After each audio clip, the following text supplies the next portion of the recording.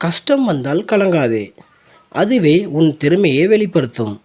தமிழ்நாட்டில் ஒரு கிராமத்தில் விமல் என்ற ஒரு பையன் இருந்தான். அவன் பறவைகளை பார்த்து எப்போதும் ஒரு கேள்வி கேட்பான்.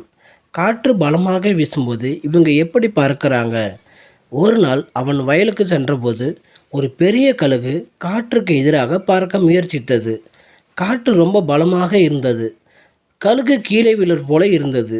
விமல் சொன்னான், இது ஏன் இப்படி கஷ்டப்படுது? பக்கத்தில் இருந்த ஒரு முதியவர் சொன்னார், காற்று கழுகுக்கு எதிரி இல்லை தம்பி, அதுதான் அது வலிமை. அவர் சொன்ன வார்த்தை, காற்று பலமாக இருந்தால்தான் அது தன் திறமையை நிரூபிக்க முடியும். விமல் அடுத்த நொடியே புரிந்து கொண்டான். பிரச்சனை வந்தால் நாம் விழுந்துருவோம்னு இல்லை, அது நம்மை மேலே தூக்கிவிட போகுதுன்னு அர்த்தம். அந்த நாளிலிருந்து விமல் எந்த சிரமத்தையும் சிரிச்சுக்கிட்டு எதிர்கொள்வான். இது என் காற்று, இது என்னை உயர்த்தப் போகுது என்பான்.